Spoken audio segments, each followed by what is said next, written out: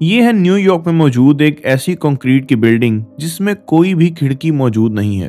और ये है चाइना का हाल ही में बना हुआ पावर स्टेशन जिसे एटॉमिक हमले से भी कोई खतरा नहीं है।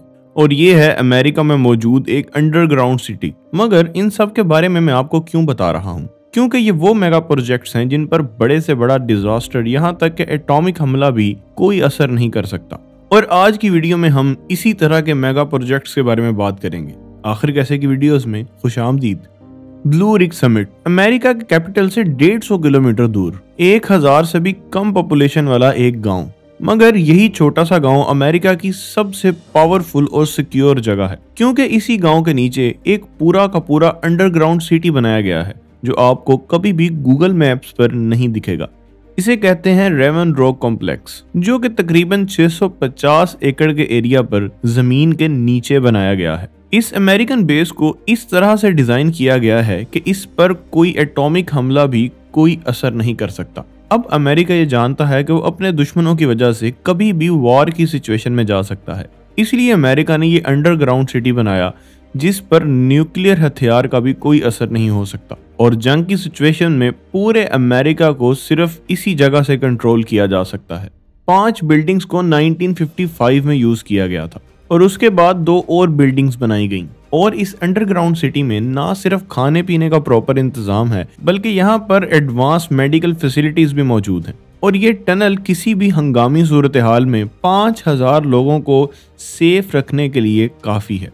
अगर अमेरिका में अचानक से वॉर हो जाती है तो अमेरिका के प्रेसिडेंट और हाई रैंक के ऑफिसर्स को और उनकी फैमिलीज को इस टनल में पहुंचा दिया जाएगा, जिसका इंतजाम कुछ यूं किया गया है कि किसी भी हंगामी सूरत हाल में हेलीकॉप्टर्स के जरिए उन लोगों को इस टनल तक पहुंचा दिया जाएगा और लैंड करने के बाद भी बहुत ही सेफ किस्म की गाड़ियों में उन्हें इस टनल में एंटर किया जाएगा। और जंग की सूरत हाल की वजह से अगर मेन गेट पर कोई मसला भी आ जाता है तो इसके 2 खुफिया रास्ते और भी बनाए गए हैं। इस जगह को अमेरिका ने बहुत ही सीक्रेट रखा है, इसीलिए इसके बारे में ज्यादा इंफॉर्मेशन नहीं मिलती और इसकी फोटोज भी आपको इंटरनेट पर बहुत ही कम मिलेंगी।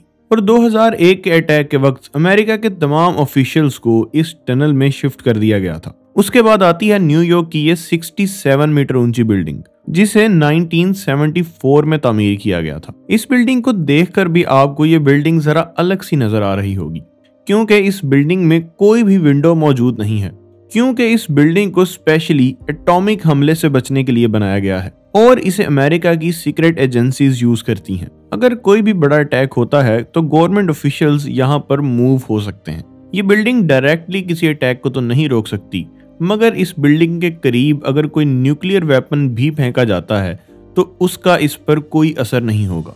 ये है शायान माउंटेन कॉम्प्लेक्स, अमेरिका की एक और सबसे सेफेस्ट अंडरग्राउंड जगह। पूरे अमेरिका में चाहे कोई भी हंगामी सिचुएशन हो, इस मिलिट्री बेस पर उसका कोई भी असर नहीं पड़ सकता, क्योंकि ये बेस जमीन से बहुत ज्यादा नीचे बनाई गई है और इसमें जाने का सिर्फ एक ही रास्ता है और जिसे सिर्फ इसके अंदर से ही ओपन किया जा सकता है। और इसके गेट में इतना ज्यादा स्टील यूज हुआ है कि बड़े से बड़ा अटैक भी उसे तोड़ नहीं सकता। जब भी आपके सामने पिरामिड्स का जिक्र किया जाए तो आपके जहन में मिस्र ही आएगा, मगर ये है दुनिया का सबसे स्ट्रॉन्ग पिरामिड जिसका नाम है MPR पिरामिड। इस पिरामिड को 1975 में अमेरिका ने $6 बिलियन लगाकर इस छोटे से गांव में तामीर करवाया था। और ये पिरामिड एक रडार की तरह काम करता था जिसमें बहुत से मिसाइल भी लगे हुए थे और ये बहुत से खतरनाक हमलों को बखूबी बर्दाश्त भी कर गया था। मगर 1977 तक इस पिरामिड को कुछ वजूहात की वजह से बंद कर दिया गया और बाद में इसे किसी और कंपनी ने खरीद लिया था और अब ये एक क्रिप्टो करेंसी माइनिंग सेंटर है। ये है US एयरफोर्स का सबसे एडवांस एयरबेस जिसे वर्ल्ड वॉर 1 में तामीर किया गया था और वो तमाम एयरक्राफ्ट यहाँ पर ही बनाए गए थे जिनसे हिरोशिमा और नागासाकी पर न्यूक्लियर वेपन से हमला किया गया था। और आज इस जगह को अमेरिकन एयरफोर्स की सबसे एडवांस टीम यूज करती है और इनके पास है दुनिया का सबसे पावरफुल एयरप्लेन जिसका नाम है बोइंग E4। ये प्लेन किसी भी हंगामी सूरत हाल में अमेरिकन प्रेसिडेंट और गवर्नमेंट ऑफिशियल्स के लिए यूज होता है, क्योंकि ये प्लेन किसी भी मिसाइल और न्यूक्लियर अटैक में सरवाइव कर सकता है और ये प्लेन बिना रिफ्यूलिंग के 2 दिन तक उड़ सकता है। और US गवर्नमेंट के पास इस तरह के 4 एरोप्लेन हैं और इनमें से एक प्लेन हर वक्त फ्लाई करने के लिए रेडी रहता है। ये है चाइना का थ्री गोर्जस डैम, एक इतना बड़ा डैम जिसकी वजह से जमीन की स्पीड पर फर्क पड़ा है और इसे अब दुनिया का सबसे बड़ा पावर हब भी कह सकते हैं।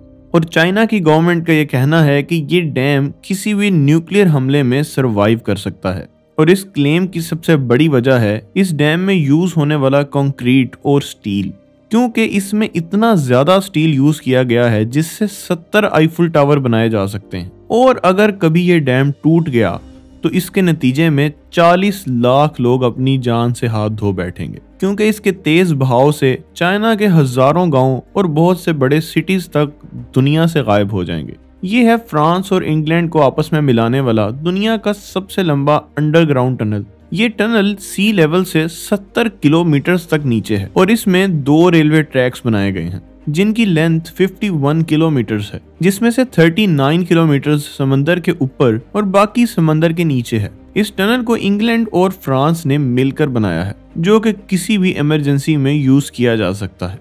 और अब आता है चाइना का सबसे महफूज तरीन पावर प्लांट। इस पावर स्टेशन को 2009 से 2018 के दरमियान में बनाया गया था और इसकी कंस्ट्रक्शंस इस तरह से की गई हैं कि ये किसी भी न्यूक्लियर वेपन के हमले में सरवाइव कर सकता है, मगर अभी तक इस पर कोई भी फिजिकल एक्सपेरिमेंट नहीं किया गया।